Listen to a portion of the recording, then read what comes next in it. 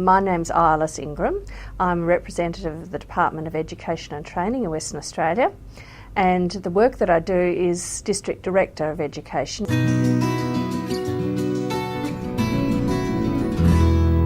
The Department of Education and Training is government schooling in Western Australia, and we provide compulsory education for all students and pre-compulsory education as well, for all students from age 4 through to 17. We have a very young, booming economy, a very significantly low unemployment rate. I think it's about 3% at the moment.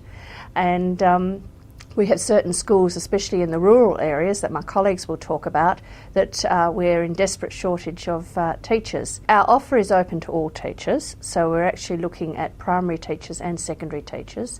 However, our main shortage area is in the secondary area, which my colleagues will talk a little more about, specifically in the areas of maths, science, English, design and technology, which may be known as manual arts, home economics, and any other areas of particular speciality.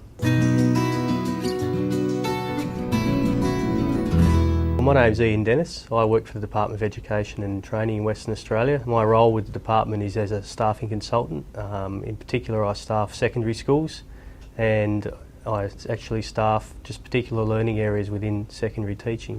The greatest need is in country areas. By far we have more vacancies in country areas than we do in the city. A large proportion of our teaching population are based in the city, and they're not able to or prepared to move outside of the city, so we find that the specialty areas such as design and technology and home economics do tend to suffer more in country areas. But also science and mathematics as well would probably be the other two areas. Come and see the real thing. Teaching is a profession, and teaching in a school in a rural area is an important role in itself, and but working in rural areas means more than that. You become involved in the local community. Obviously in Australia, sport is a very big aspect of our life, so if you're interested in playing sport, then you'll be involved very quickly, and if you're not interested in playing sport, you'll still be involved. It doesn't make much difference, but it enables you to become part of the community.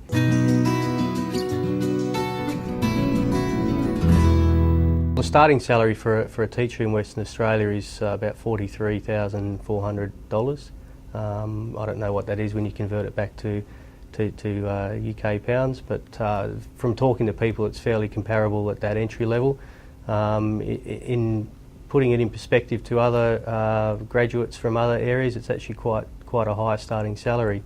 The pay structure is such in Western Australia that for every full year of continuous service that you do with the department, you then get a salary increment as well. That goes on for the first 8 years that you're teaching. There are then a couple of other steps. When people get to senior teacher level, they can then have the opportunity to take on a few more responsibilities, I guess, within the school, and be rewarded for that financially as well. And then we have a promotional scale that people can then promote through as well, and that can be as a head of department, or maybe as a deputy principal or a principal, and that kind of starts in the high 70s and then may take you right through to maybe $110,000 for a principal of a big secondary school.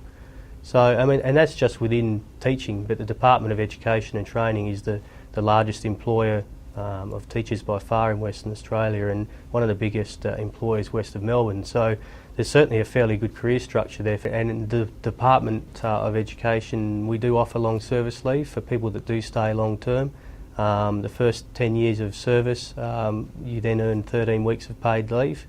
Every 7 years after that is another 13 weeks of paid leave. So, I mean, condition-wise, there's certainly some advantages there as well.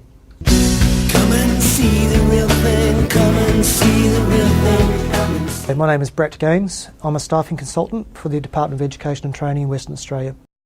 The department has a website which is available on the Thinking Australia website. I would highly recommend that teachers actually go onto that website, and there's a section there that says for teachers, for parents and for administrators, etc.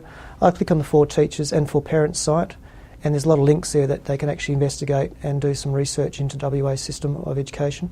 Particularly if you're looking at particular schools, there is a site there where you can click on the school and it'll give you full information, pictures of the school, number of teachers, number of students, etc., and facilities in that school. Come and see the real thing, come and see the real